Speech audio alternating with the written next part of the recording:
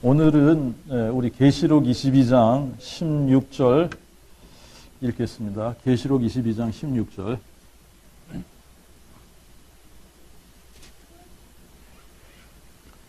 계시록 22장 16절입니다. 나 예수는 내 천사를 보내어 교회들을 위하여 이것들을 너희에게 증거하게 하였노라.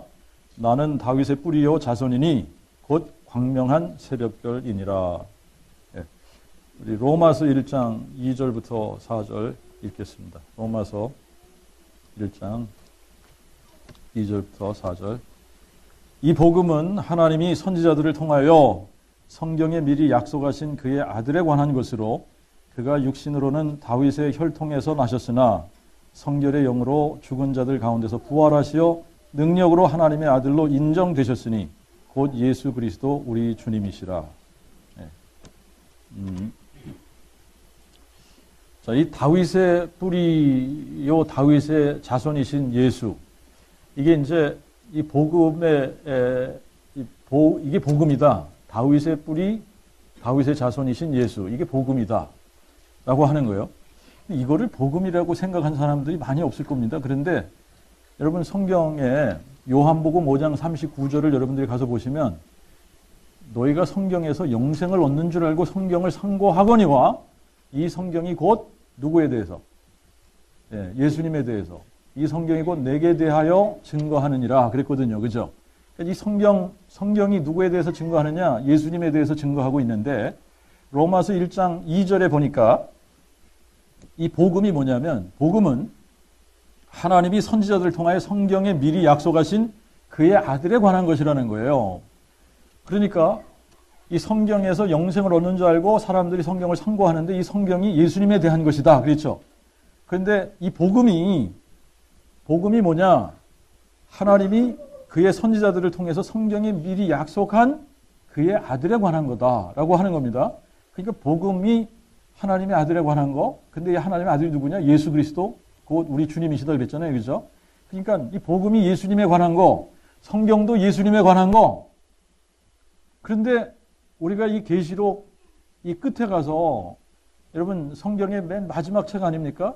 그리고 22장이 맨 마지막 챕터예요. 맨 마지막 챕터에 가서 예수님이 나 예수는 다윗의 뿌리요 자손이니 이러잖아요. 그러니까 이 성경이 전체가 뭐에 대해서 얘기하고 있느냐면 예수님에 대해서 얘기하고 있는데 예수님이 나는 다윗의 뿌리요 다윗의 자손이다 이렇게 얘기하는 겁니다. 그러니까 이 성경 전체가 예수님이 다윗의 뿌리이신데 이 다윗의 뿌리가 어떻게 다윗의 자손으로 오셨냐 이거 얘기하고 있는 거예요. 그러니까 이게 복음이라는 거예요. 그런데 이거를 우리가 이제 이 지금 복음에 대한 이 부분을 여러 번 계속해서 상고하고 있습니다만 다윗의 뿌리, 이 다윗의 뿌리이신 이분이 다윗의 자손으로 오신 요 사건, 이 이제 성경에서 성경 전체를 통해서 이제 예수님에 대해서 증거하고 있는데 이 예수님이 다윗의 뿌리이신 이분이 다윗의 자손이시다. 이게 복음이라는 겁니다. 이게 복음이라는 거예요. 근데 이제 이 부분에 대해서 우리가 많이 생각을 안 한단 말이죠. 다윗의 뿌리, 그러면 이 다윗의 뿌리라는 거는 다윗을 낳으신 분이라는 거 아닙니까? 다윗의 근원이시라는 거 아니에요? 그러니까 다윗의 근원이신데 이 다윗의 근원이시면은 우리가 이제 이 다윗을 창조하신 분이다. 그러면 이 창조주 하나님이신 이분이 어떻게 다윗의 자손이 될 수 있느냐? 요거를 이제 디모데전서 3장 16절에서는 이게 크고 놀라운 경건의 비밀이다 그랬습니다. 그죠? 크고 놀라운 경건의 신비. 이 신비예요. 신비. 미스터리. 신비란 말입니다. 이 크고 놀라운 경건의 신비인데 하나님이 사람 되신 사건이 크고 놀라운 경건의 신비라는 거예요.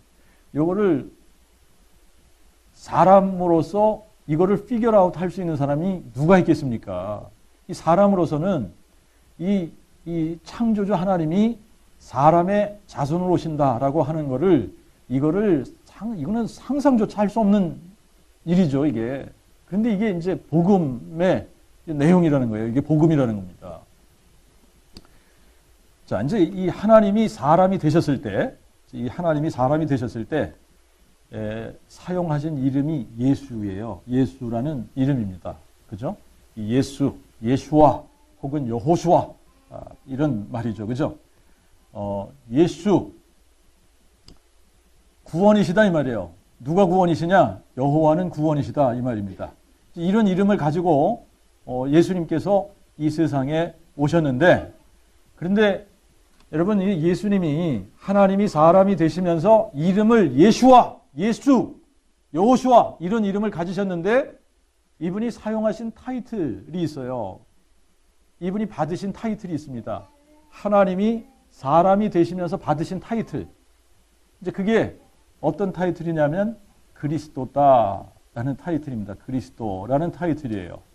그리스도. 그런데 이 그리스도라는 타이틀은 또 하나님의 아들이라는 타이틀하고도 같은 말입니다. 근데 이 하나님의 아들이라는 타이틀, 그리스도라는 타이틀, 하나님의 아들이라는 타이틀, 이거는 또 다윗의 자손이라는 타이틀하고도 같은 타이틀이에요. 그래서 여러분들이 이제 이 성경을 읽으시다가 보면 예수님의 이제 그 말꼬리를 붙잡고 늘어지려고 이 유대인들이 여러 번 찾아오지 않습니까? 그죠? 근데 예수님께서 이제 유대인들을 테스트를 이렇게 질문을 하셔서 말문을 그냥 확 닫아버리신 사건이 하나 있는데, 이 유대인들이 예수님을 찾아와서 자꾸 이렇게 말꼬리를 잡으려고 하니까 예수님께서 이제 이런 질문을 하십니다. 유대인들에게. 내가 너희에게 그리스도에 대해서 물어보겠다. 너희가 그리스도에 대해서 어떻게 생각하냐? 네 자손이시냐? 그러니까 유대인들이 뭐라고 대답했죠? 다윗의 자손이니이다. 그렇게 대답했단 말입니다. 다윗의 자손이라는 걸 알고 있는 거예요. 다윗의 자손이니이다. 이렇게 대답을 했단 말입니다. 그러니까 예수님께서 이제 다시 질문을 합니다. 그러면 성경에 다윗이 그리스도를 향해서 주라고 불렀는데, 그럼 다윗이 주라고 부른 그 그리스도가 어떻게 다윗의 자손이 될 수 있느냐? 그러니까 대답을 못했다. 그때부터 그냥 말문이 막힌 거죠. 그죠? 예? 다윗이 주라고 불렀는데, 이 다윗이 주라고 부른 이 그리스도가 어떻게 다윗의 자손이 될 수 있느냐라고 하는 거거든요. 이 불가능한 일인데 어떻게 다윗이 주라고 부른 그리스도가 어떻게 다윗의 자손이 될 수 있겠느냐라고 하는 겁니다. 이게 이제 크고 놀라운 경건의 비밀인 거죠. 자, 그런데 이제 이게 그리스도가 다윗의 자손이다라고 하는 그 표현 속에 너무나 이제 이제 신비로운 이러한 그 내용들이 담겨져 있는데, 크고 놀라운 비밀스러운 것들이 여기에 다 담겨져 있는데 말이죠. 근데 이분이 다윗의 자손으로 오시려면 다윗의 동네, City of David, 이 다윗의 그러니까 고향에서 태어나야지 된다. 근데 이게 미가서 5장 2절에 보니까 이분이 출생지가 어디로 해지돼요? 베들레헴이로 해지됩니다. 베들레헴. 이게 이제 출생지까지 이렇게 딱 정해진 겁니다. 베들레헴에서 태어나셔야 되는 거예요. 근데 이분이 또 다윗의 아들만 되는 것이 아니라 또 하나님의 아들이 되시지 않습니까? 근데 이 하나님의 아들이 되려면 남자와 여자가 결합을 해서 아이가 출생을 하게 되면 이거는 사람의 아이인 거지 하나님의 아들이 아니지 않습니까? 그러니까 하나님의 아들이 되시려면 이분은 동정녀 탄생을 해야 되는 거예요. 동정녀 탄생. 그래서 이 동정녀 탄생이 되실 것도 이사야 7장 14절에 이제 처녀가 잉태하여 아들을 낳으리니, 이분이 어떤 분이냐? 하나님이 우리와 함께 하시는 분이다 라고 하는 거예요. 그래서 이제 하나님의 아들이 되시기 위해서는 이분이 뭐 해야 된다고요? 동정녀 탄생을 해야 된다. 다윗의 자손으로 나오시기 위해서는 베들레헴에서 태어나셔야 된다. 이런 조건들을 다 미리 지금 예언을 해놓으신 겁니다. 예언을 해놓으시고, 우리가 이제 이 신약에 와서 복음서를 이렇게 쭉 읽다가 보면 예수님의 탄생에 대해서 가장 디테일하게 기록을 해온 복음서가 누가복음이에요. 누가복음. 그래서 이 누가복음 1장을 한번 가서 잠시 보시겠습니다. 누가복음 1장. 누가복음 1장 31절부터 35절까지만 우리가 읽도록 하겠습니다. 31장에서 35절까지. 이 내용은 이제 천사 가브리엘이 마리아를 방문해서 이제 그 주고받는 내용이에요. 보라, 네가 잉태하여 아들을 낳으리니 그 이름을 예수라 하라. 저가 큰 자가 되고 지존자의 아들이라 일컬음을 받을 것이요 대주자 하나님께서 그 조상 다윗의 보좌를 저에게 주시리니 저가 야곱의 집을 영원히 다스리실 것이며 그의 나라가 무궁하리라 하며 마리아가 천사에게 말하되 나는 남자를 알지 못하니 어찌 이 일이 있으리이까? 천사가 대답하되 성령이 네게 임하시고 지존자의 능력이 너를 덮으시리니 그러므로 네게서 나실 바 거룩한 자를 하나님의 아들이라 일컬으리라. 여기 본문을 우리가 이렇게 관찰을 해보면 이제 몇 가지 우리가 관찰을 할 수가 있는데 이 31절하고 34절을 보니까 마리아가 나는 남자를 알지 못하니 그러죠. 그 남자를 알지 못하는 처녀를 동정녀라고 그럽니다. 그죠? 동정녀예요. 이 동정녀가 잉태해서 아들을 낳는다는 거 아닙니까? 그러니까 이제 우리가 첫 번째 관찰할 수 있는 게 이 동정녀 탄생. 예수님은 동정녀 탄생. 그죠? 남자를 알지 못하는 처녀의 몸에서 예수님이 탄생하는 겁니다. 자, 그 다음에 두 번째는 이분의 이름을 예수라 하라는 거예요. 예수라 하라. 예수. 이름을 정해 주셨습니다. 그죠?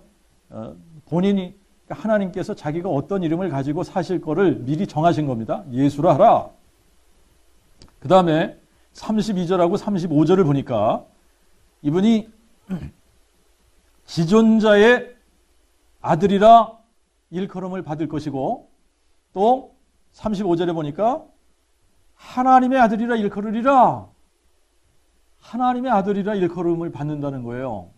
그러니까 이제 이 하나님의 아들이라는 타이틀은 언제 주어졌다는 거죠? 다윗의 뿌리이신 이분이 다윗의 자손이 되실 때에 이분이 받으신 타이틀 중에 하나가 지존자의 아들, 하나님의 아들이라는 거예요. 자, 그 다음에 이제 32절에 보니까 또 이제 하나님께서 그 조상 다윗의 보좌를 저에게 주시리니 그랬죠. 다윗의 보좌를 저에게 주시리라. 다윗의 보좌를 저에게 주시리라. 그 다음에 33절에 보니까 저가 야곱의 집을 영원히 다스릴 것이요 그의 나라가 무궁하리라. 자, 요거를 이제 우리가 또 다른 이 복음서하고 한번 또 비교를 해보겠습니다. 마태복음 1장으로 한번 가보세요. 마태복음 1장 16절과 22절부터 23절을 한번 보십시오. 16절 야곱은 마리아의 남편 요셉을 낳았으니 마리아에게서 그리스도라 칭하는 예수가 나시니라. 마리아에게서 그리스도라 칭하는 예수가 나셨는데 22절, 23절을 보니까 이 모든 일에 된 것은 주께서 선지자로 하신 말씀을 이루려 하심이니 이르시되 보라 처녀가 잉태하여 아들을 낳을 것이요 그 이름을 임마누엘이라 하리라 하셨으니 번역한즉 하나님이 우리와 함께 계심이라. 그러니까 여기서 이 선지자로 하신 말씀을 이루려 하심이라 그랬는데 이 선지자 이거를 예언한 선지자 누굽니까? 이사야죠. 이사야가 이거를 예언을 한 겁니다. 그런데 뭘 예언을 한 거예요? 처녀가 잉태하여 아들을 낳을 것이요. 처녀가 잉태하여 아들을 낳을 것이다라고 예언했는데 그게 마리아가 그리스도라 칭하는 예수를 낳은 사건으로 성취된 겁니다. 그러니까 마리아가 누가복음 1장에서 보니까 남자를 알지 못하는데 지극히 높으신 자가 덮으시고 그잖아요. 그죠? 지존자가 덮으시고 성령께서 임하셔서 잉태된 겁니다. 그죠? 예. 그래서 동정녀 탄생이 됐다는 거고 그 다음에 여기 또 이제 16절, 21절, 25절에 보니까 이름을 뭐라 그런다고요? 예수라 하라. 예수라 한다. 그죠? 그 다음에 이제 또 그의 잉태된 것은 20절에 보니까 저에게 잉태된 자는 성령으로 된 것이니라. 성령으로 된 것이니라. 그러니까 지금 이제 성령이 임하시고 지존자가 덮으셔서 잉태된 이 하나님의 아들 이라는 거고, 그 다음에 이제 2장에 와서 보세요. 2장에 와서 보시면 1절 2절에 보니까 헤로드 왕 때에 예수께서 유대 베들레헴에서 나셨다 그러죠. 예. 보라, 동방으로부터 박사들이 예루살렘에 이르러 말하되 유대인의 왕으로 나시니가 어디 계시냐. 근데 이분이 뭘로 나셨다고요? 유대인의 왕으로 나셨다. 유대인의 왕으로 나셨다. 그래서 지금 이게 이제 지금 마태복음은 사실 다윗의 아들, 아브라함의 아들, 예수 그리스도의 계보라 이러면서 이 예수가 이 다윗의 보좌에 앉을 그 유대인의 왕으로 오신 메시아다라고 하는 것을 이게 증명하기 위해서 이렇게 쭉 이 족보, 계보를 이렇게 쭉 이렇게 써가면서 지금 이야기를 하고 있는 겁니다. 그러니까 예수가 유대인의 왕으로 오신 메시아다라고 하는 겁니다. 그리고 이제 이분이 베들레헴에서 탄생하신다. 이게 이제 5절하고 2장 5절하고 6절에 보니까 이 메시아가 유대인을 왕으로 나시니까 어디에서 나실 거냐? 이거를 이제 사람들이 물으니까 저들이 대답하되 유대 베들레헴이오니 이는 선지자들 이렇게 기록된 바 또 유대 땅 베들레헴아 내가 유대 고을 중에 가장 작지 아니하도다. 내게서 한 다스리는 자가 나와서 내 백성 이스라엘의 목자가 되리라 하였나이다. 그래서 이제 메시아가 이 유대 땅 베들레헴 다윗의 고장에서 나실 것을 예언했다. 이 마태복음에서도 이제 이렇게 예언을 했는데 이 마가복음은 예수님의 탄생에 대한 것이 하나도 기록이 안 되어 있습니다. 아셨죠? 네. 복음서 중에서 마가복음은 이제 바로 이 예수님이 예수 그리스도 곧 복음의 시작이다. 그러면서 이제 예수님의 사역부터 이렇게 그냥 기록을 하는데 우리가 요한복음에 가서 보니까 요한복음 1장 1절부터 3절을 보시면 태초에 말씀이 계시니라 이 말씀이 하나님과 함께 계셨으니 이 말씀은 곧 하나님이시니라. 그가 태초에 하나님과 함께 계셨고 만물이 그로 말미암아 지은 바 되었으니 지은 것이 하나도 그가 없이는 된 것이 없느니라. 여기 보니까 말씀이 계시는데 이 말씀이 하나님이시고 이 말씀에 의해서 만물이 만들어졌다는 겁니다. 만물이 이 말씀으로 말미암아 지은 바 되었는데 이 말씀이 없이는 지은 것이 하나도 된 것이 없다. 그러니까 이 말씀이신 이분이 하나님이시고 이분이 창조주시다 이 얘기죠. 그죠? 그런데 14절에 가서 보니까 말씀이 육신이 되어 우리 가운데 거하심에 그러니까 하나님이 사람이 되어 우리 가운데 거하심에 이 말이죠.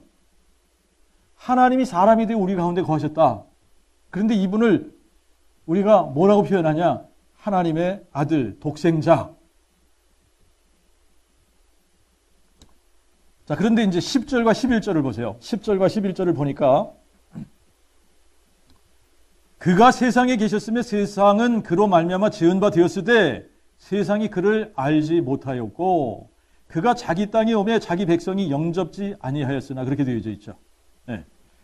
자, 이제 이 부분을 우리가 구약 성경에 가서 다시 한번 이사야 9장 6절 7절 두 군데 비교해 보겠습니다. 이사야 9장 6절과 7절 보면 이는 한 아기가 우리에게 낳고 한 아들을 우리에게 주신 바 되었는데 그 어깨에는 정사를 메었고 그 이름은 기묘자라 모사라 전능하신 하나님이라 영존하시는 아버지라 평강의 왕이라 할 것입니다. 그 정서와 평강의 더함이 무궁하며 또 다윗의 보좌에 앉아서 그 나라를 굳게 세우고 지금부터 영원토록 공평과 정의로 그것을 보존하실 것이라 만군의 여호와 열심히 이를 이루시리라. 아멘. 예. 지금 이제 구약의 이 선지자들이 이제 이 메시아에 대한 이런 부분들을 기록을 했습니다. 그죠? 그런데 이제 이분들이 이거를 기록을 하면서도 이게 이제 퍼즐 같은 거예요. 퍼즐 같은 거. 예? 그래서 이제 베드로전서 1장에 가서 보니까 베드로전서 1장 10절하고 11절에 여기를 보니까 이 구원에 관하여는 너희에게 임할 은혜를 예언하던 선지자들이 부지런히 연구하고 살펴서 자기들 속에 계신 그리스도의 영이 그리스도의 고난과 그 후에 받으실 영광을 미리 증거하실 때에 그것이 무엇이며 어떤 때를 의미하는지 탐구하였느니라. 그러고 있어요. 자, 그러니까 이 구약의 선지자들이 이거를 기록을 하면서도 야, 이게 뭐지? 왜 그러냐면 이 두 가지 사건을 이게 지금 이사야 9장 6절에도 보니까 이게 두 가지 사건이 같이 기록이 되어 있는 겁니다. 그잖아요? 두 가지 사건이 같이 기록이 되어 있는 거예요. 이 복음은 누구에 관한 거라고요? 예수님에 관한 거다. 하나님의 아들 예수에 관한 거다. 근데 이 예수는 다윗의 자손이라고 불리잖아요. 그죠? 근데 다윗의 자손은 곧 그리스도다. 그리스도는 또 하나님의 아들이다. 근데 이 하나님의 아들에 관한 것을 우리가 살펴보면 항상 이게 두 단계로 나뉘어져 있다. 두 단계로 나뉘어져 있는데 하나는 초림에 관계된 거예요. 초림. 예수님이 첫 번째 오셨을 때, 이 첫 번째 오셨을 때는 동정녀 탄생을 하셔야 되고, 그죠? 베들레헴에서 나셔야지 되고, 이름을 예수라고 하셔야지 되고, 그 다음에 이분이 고난받고 죽으셔야지 되고, 그 다음에 부활하셔야 되고, 이런 것들이 다 첫 번째 이 초림에 관한 것입니다. 초림에 관한 거. 그런데 이제 이 두 번째 단계는 뭐냐면 이분이 다윗의 보좌에 앉으셔야지 된다는 거예요. 다윗의 보좌에 앉으셔야 된다. 다윗의 보좌에 앉으셔서 야곱의 집을 영원토록 다스리시는 것. 이게 이제 두 번째 이분이 나타나실 때 이루실 일이라고 하는 겁니다. 자, 이제 이 부분을 우리가 요 다윗의 자손이라고 하는 요 부분을 이렇게 바르게 생각하지 못하면 요거를 이제 헷갈려서 예수님이 오셔서 그 다윗의 보좌에 지금 앉아 계시는 거 아니야? 하늘 보좌 우편에 계신다는데 다윗의 보좌에 앉으신 거 아니야? 이렇게 생각할 수 있는데 이제 요 신학자들 중에서도 그렇게 생각하시는 분들이 많이 있습니다. 꽤. 근데 그게 아닙니다. 절대. 지금 다윗의 보좌에 앉으신 게 아니에요. 이제 다윗의 보좌에 앉으실 때는 언제 앉으시냐? 이분이 다시 오실 때 다윗의 보좌에 앉으셔서 이분이 공평과 정의로 다스리시는데 이때부터 영원히 다스리시는 겁니다. 아멘 되시죠? 예. 자, 이제 그게 복음인데 복음은 항상 이렇게 두 파트로 나뉘어져서 초림과 재림으로 이렇게 항상 그 예언이 되어져 있는데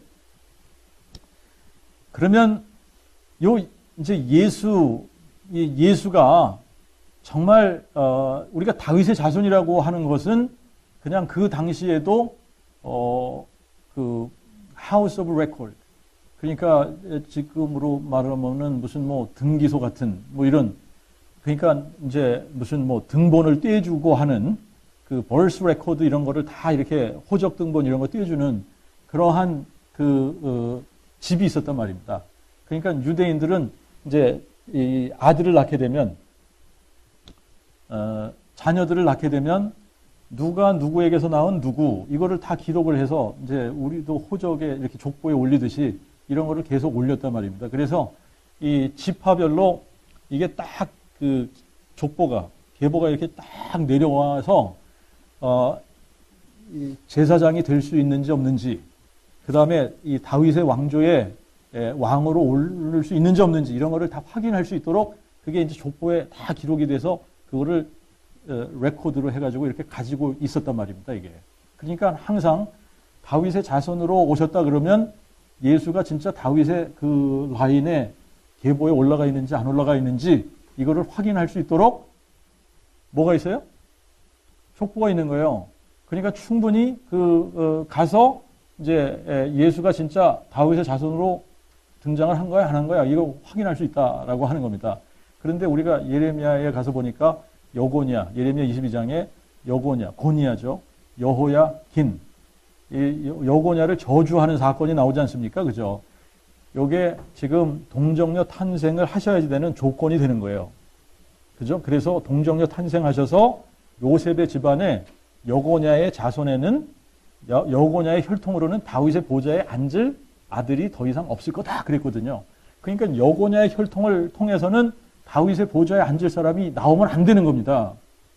근데 예수를 보니까 이 지금 예수의 족보를 보면 그래서 마태복음과 누가복음을 마태복음 1장, 누가복음 3장 이 족보 두 개를 이렇게 비교해서 분석을 해보면 예수는 정확하게 여고냐의 저주를 피해서 다윗의 라인, 솔로몬의 계보가 아닌 솔로몬의 형제 중에 나단이라고 하는 다른 아들이 있죠, 그죠? 그래서 이 나단의 이 계열에 지금 누가 등장을 하냐면 마리아가 등장을 하는 겁니다. 그래서 정확하게 그 다윗의 혈통을 타고 예수님께서 마리아의 아들로 태어나는 거고, 그리고 요셉은 고니아의 혈통이거든요. 이게 고니아의 혈통을 받으면 다윗의 보좌에 앉을 사람이 아무도 없는 거거든요. 근데 예수님은 고니아의 혈통이 아니거든요. 그죠? 예. 그런데 요셉이 자기 아들로 어떻게 했어요? 족보에 올린 거거든요. 자기 아들로 족보에 올렸으니까 여고냐의 혈통은 아니지만 이게 왕족이란 말입니다. 이게 요셉이 왕족이란 말입니다. 그러니까 왕이 될 수 있는 권한은 지금 이 고니아의 라인이래야지 왕이 되거든요.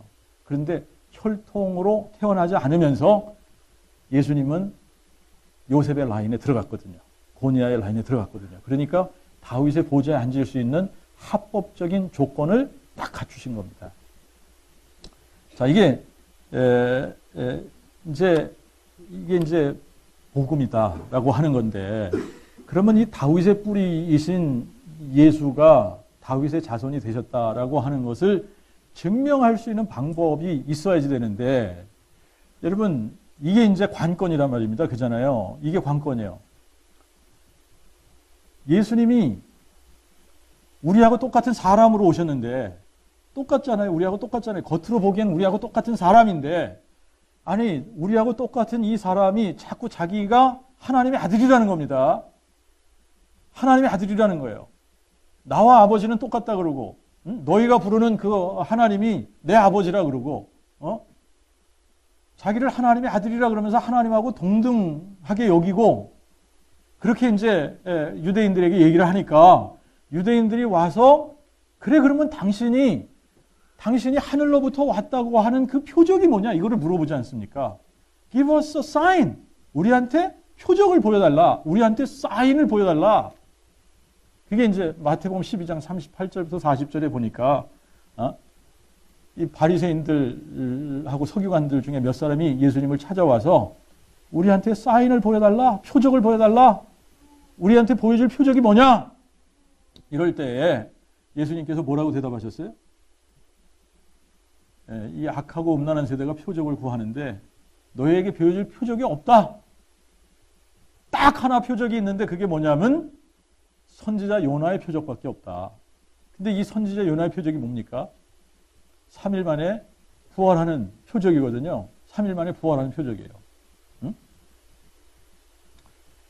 이제 예수님께서 6월절에 예루살렘에 올라가셔가지고 이 성전을 막 뒤집어 엎으시지 않습니까? 장사하는 사람들 막 그냥 다 쫓아내고, 채찍을 해서 막 그냥 이 짐승들 다 쫓아내고, 뭐 그렇게 하실 때 이제 또 이 유대인들이 또 찾아오는 거죠. 관원들, 뭐 제사장들 이런 사람들이 예수님을 찾아와서 네가 이런 일을 행하니 우리에게 보여줄 표적이 뭐냐? 이렇게 물어보잖아요. 그럴 때 예수님께서 뭐라고 말씀하시죠? 성전을 헐어? 그러면 내가 사흘 만에 일으킬게. 그러니까 이 사람들이 황당한 겁니다. 아니 이걸 46년 동안이나 지었는데 이거를 헐으면 네가 3일 만에 일으킨다고? 근데 예수님은 뭐예요? 이게 뭐에 관한 겁니까? 이게 부활에 관한. 너희들이 나를 죽여. 그러면 내가 3일 만에 일어날게. 이거거든요. 부활밖에는 표적이 없다는 얘기입니다. 예수, 사람, 인간 모습을 그대로 하고 온 이 예수가 정말 다윗의 뿌리이신, 우리의 뿌리이신 창조주 하나님이다 라고 하는 이 표적은 보여줄 게 딱 하나. 무슨 표적밖에 없다고요? 부활의 표적밖에 없다는 겁니다. 부활의 표적밖에 없다. 근데 이제 이거를 설교를 듣고 뭐 이렇게 성경을 읽어도 이게 잘 안 되는 사람들이 있는가 봐요. 뭐 부활의 표적은 십자가하고 비교했을 때만 부활의 표적이 조금 더 나은 것이 이런 식으로 생각하는 사람들이 있습니다. 근데 예수님이 뭐라고 말씀하세요? 이거는 뭐하고 비교할 게 아니잖아요. 십자가가 표적이 된다? 안 된다? 십자가는 표적이 안 되는 겁니다. 이게 표적이 안 되는 거예요. 표적이 될 수 있는 거는 딱 하나. 뭐예요? 부활. 아니, 예수님이 직접 말씀을 하셨잖아요. 그죠? 이거밖에는 없어. 부활. 이 표적밖에는 없어. 이렇게 말씀을 하시는데도 이게 안 들어오는 사람들이 너무나 많은 거예요. 그래서 자꾸 이게 십자가를 붙들으려고 하는 사람들이 있는 겁니다. 그러면서 이 십자가 붙들어야지. 아니, 여러분 한번 잘 생각해 보십시오. 십자가를 붙든 사람이 십자가를 지고 예수를 따를 수 있을까 한번 생각해 보십시오. 자, 이제 제가 좀 익스트림하게 나간다 그래가지고 십자가는 이게 복음이 아니다. 근데 이게 맞는 얘기예요. 이거를 잘 생각해 보면 십자가는 복음이 아닙니다. 왜 그러냐면 십자가는 유니크한 게 아니지 않습니까? 뭔가 유니크해야지 되는데 예수님만 십자가를 지신 게 아니거든요. 십자가 진 사람들이 많이 있거든요. 근데 이거를 어떻게 표적으로 삼을 수가 있어요? 이거를 어떻게 증거로 삼을 수 있어요? 이거는 그래서 이거 증거로 삼을 수도 없고 표적으로 주실 수도 없는 거기 때문에 여러분 하나님 편에서 이게 복음이다 이렇게 얘기하시지 않은 겁니다. 자, 여러분들 한번 잘 생각해 보세요. 예수님께서 너희들이 너의 십자가를 지고 나를 따르지 않으면 내게 합당하지 않다 그랬습니다. 그죠? 그러니까 십자가 지고 예수님을 따라가야지 되는데 우리의 십자가 지고 우리가 예수님 따라가야지 되는데 십자가가 고난의 상징이다. 네? 그런데 누가 과연 이 십자가를 지고 예수를 따를 수 있는 사람이 어떤 신앙을 가진 사람들이냐? 십자가에 포커스를 두고 십자가 붙든 십자가 신앙이냐? 아니면 부활의 포커스를 둔 부활 신앙을 잡은 사람이냐? 누가 정말 예수를 위해서 십자가 지고 고난을 당할 것을 두려워하지 않고 정말 주를 위해 목숨을 바칠 순교자의 신앙을 가진 사람들이 부활 신앙을 가진 사람이냐? 십자가 붙은 사람이냐? 여러분들 한번 잘 생각해 보십시오. 어떤 것 같아요? 네? 십자가 아무것도 확증할 수 없다 그랬죠. 이 십자가 붙들면 상황과 환경에 따라서 언제든지 어떻게 돼요? 그런데 부활, 이거는 너무나도 확실한 증거죠. 이 부활을 붙든 사람들은 부활을 붙든 그 순간부터 이 사람들이 뭐가 된다 그랬습니까? 증인이 된다 그랬죠. 이 증인을 헬라말로 말투스라 그래요.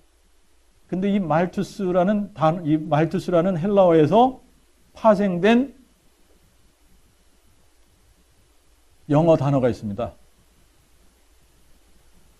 그게 마로라는 거예요. 그 마로라는 것이 순교자라는 뜻입니다. 순교자. 그러니까 이게 부활 신앙이 돼야 정말 우리가 죽어도 산다! 이 신앙을 가진 사람이래야 우리가 십자가 지고 예수를 따를 수 있는 거지. 부활 신앙이 아니면 여러분 구원이 없다고 그랬잖아요. 구원이 없는데 구원도 받지 않은 사람들이 십자가 지고 내가 주를 위해서 고난받을 거야.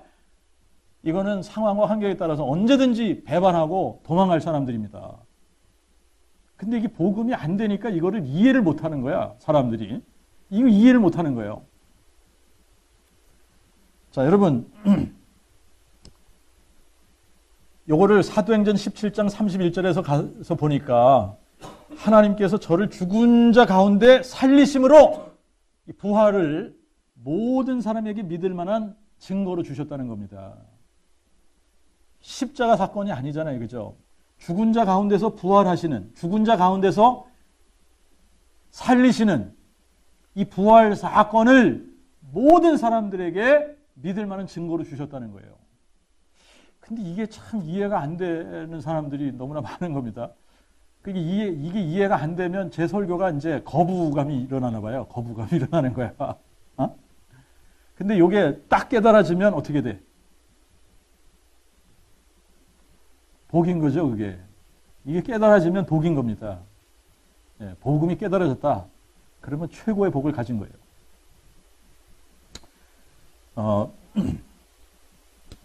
요한복음 20장 31절에 오직 이것을 기록하면 너희로 예수께서 하나님의 아들 그리스도이심을 믿게 하려 하며 그렇게 기록했거든요.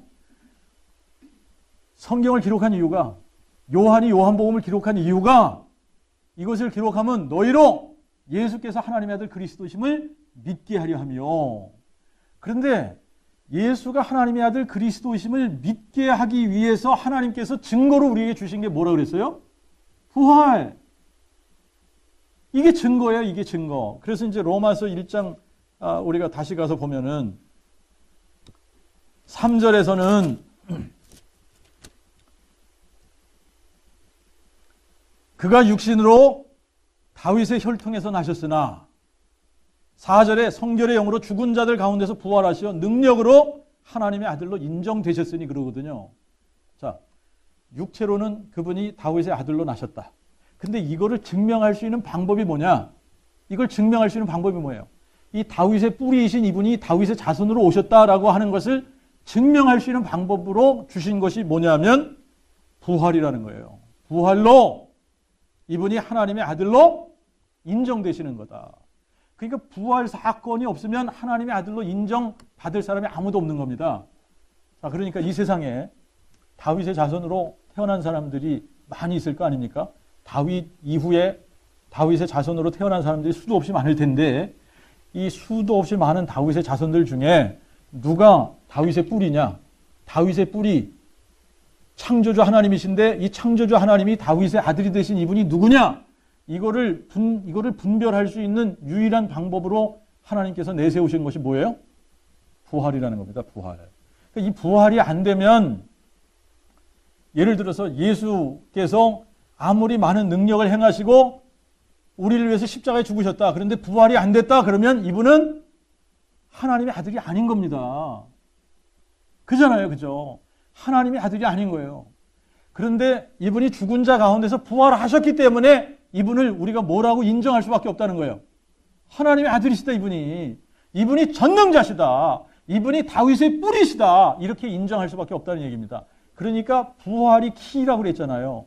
부활로 모든 것이 다 확증된다고 그랬잖아요. 이 부활을 통해서 이 예수님이 이분이 다윗의 뿌리신데 다윗의 자손으로 오신 그리스도시구나. 이분이 하나님의 아들이시구나. 이분이 그러니까 우리를 창조하신 전능자 하나님이시구나. 이분이 영존하시는 아버지시구나. 이게 다 확증이 되는 거예요. 그러니까 예수님이 십자가에 죽으신 이분이 그냥 우리와 똑같은 사람이 아니라 사람 되신 하나님이시구나. 이게 뭘로 확증이 된다고요? 부활로 확증이 된다는 얘기입니다. 부활로. 그 다음에 이분이 전능자 하나님이 맞으시니까 승천하셔서 지금 어디에 계셔야 돼요? 하늘 보좌 우편에 앉아 계셔야 되는 겁니다. 그죠? 그리고 만물을 회복하실 때가 되면 이분이 다시 어떻게 돼요? 다시 오셔야 되는 거예요. 다시 오셔야 되는 거예요. 이게 다 뭘로 확증이 된다고요? 부활로 확증이 된다. 부활로 확증이 된다. 자, 그래서 하나님께서 구원받는 조건으로 세우신 것이 뭡니까? 십자가입니까? 부활입니까? 부활이에요, 부활. 뭘 믿어야 된다? 하나님이 그를 죽은 자 가운데서 살리신 것을, 여기 키가 뭐라 그랬어요? 내 마음에 믿으면 구원을 받으리니. 근데 여러분, 유대인들이 이걸 너무나 머리로 잘 알고 있었습니다. 뭘 머리로 잘 알고 있었냐면, 그리스도에 대해서 너희들에게 한번 물어볼게. 너희들 그리스도에 대해서 어떻게 생각하니? 그리스도가 네 자손이냐? 다윗의 자손이니이다. 너무나 잘 알아요. 여러분, 우리가 부활 사건에 대해서도 예수님이 죽고 부활하셨다. 너무나 잘 알 수 있습니다. 그런데 이 바리새인들과 서기관들과 이 종교 지도자들, 제사장들과 이런 사람들처럼 머리로만 알고 있으면 구원이 없는 거예요. 그래서 여기다가 토를 다르신 겁니다. 하나님께서. 하나님이 그를 죽은 자 가운데 살리신 것을 내 마음에 믿으면 구원을 받으리니, 이게 마음에 믿어지지 않으면 다 이게 이제 바리새인과 같은 거다라고 하는 것을 인정을 해야 되는데, 요거 인정하기 싫은 사람들이 너무나 많은 거예요. 머리로만 알고 있으면 우리가 뭡니까? 바리새인인 거예요. 바리새인들이 다 알았지 않습니까? 다 알았어요. 그리스도가 다윗의 자손으로 오실 거 알았고, 부활도 바리새인들은 믿었고, 그런데 마음으로 믿은 게 아니라 뭐 한 거예요? 머리로 알고 있었던 거예요. 머리로. 자, 그런데 이게 예수님이 죽고 부활하신 이후의 사람들에게만 적용되는 거냐? 그렇지 않다는 얘기입니다. 여러분, 이 구원의 조건으로 세우신 부활을 믿어야만 구원 받는다라고 하는 것을 하나님께서 구약 시대부터 이 조건을 세우신 것이다. 그래서 아브라함을 이 의롭게 되는 샘플로 딱 세우신 거 아닙니까? 그죠? 그래서 이 아브라함을 믿음의 조상으로 세우신 이유가 뭐예요? 요거는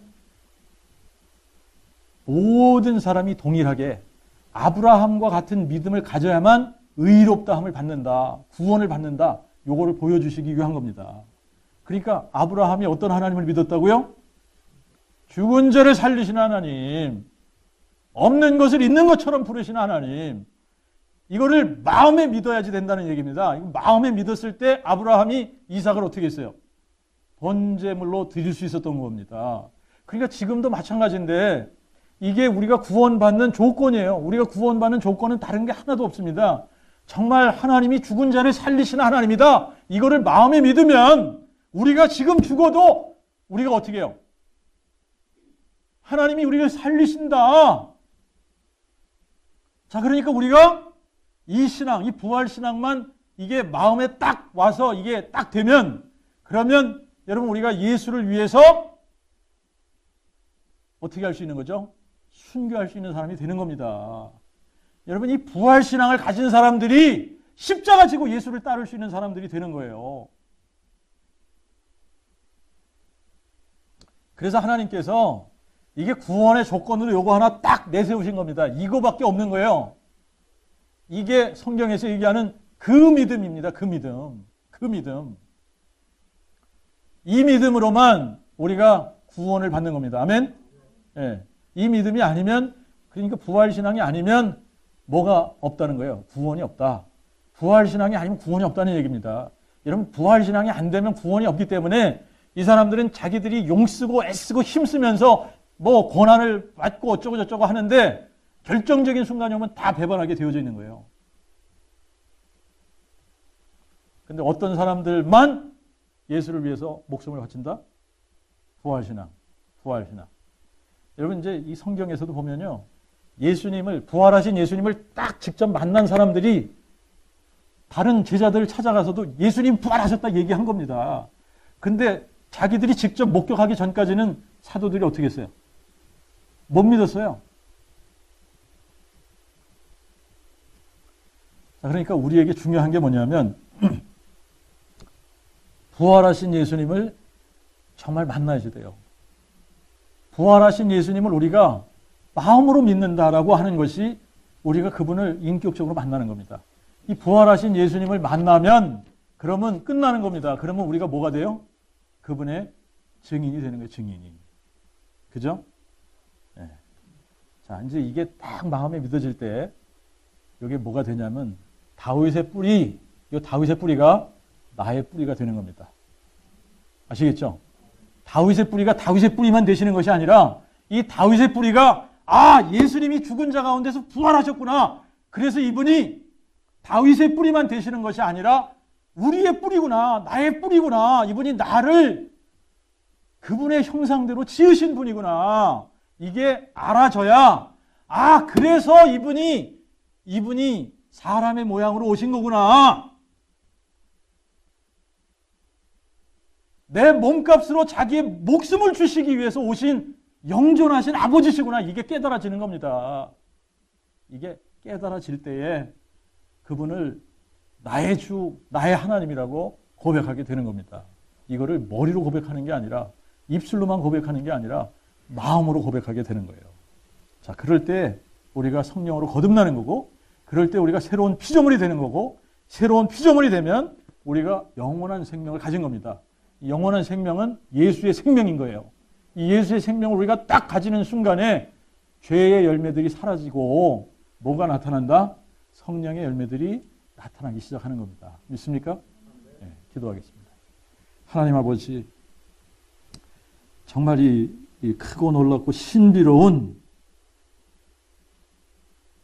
하나님이 사람이 되신 이 사건, 다윗의 뿌리가 다윗의 자손이신 이 놀라운 사건, 이것을 오직 부활로만 우리가 확증할 수 있고, 이 부활의 사건을 통해서만 예수께서 하나님의 아들 그리스도이심을 믿을 수 있게 하셨는데, 하나님, 저희들이 복음이 너무나 선명하고 확실하게 깨달아져서 우리의 마음으로 예수께서 부활하신 이 부활 사건을 마음으로 믿고 고백할 수 있는 저희들이 다 될 수 있도록 은혜 베풀어 주셔서 이 세상 끝날까지 우리가 순교자의 정신을 가지고 이 부활신앙 가지고 세상을 이기는 자로 예수 그리스도를 증거하는 부활의 증인으로 담대하게 살아갈 수 있는 저희 모두가 될 수 있도록 은혜 베풀어 주시옵소서.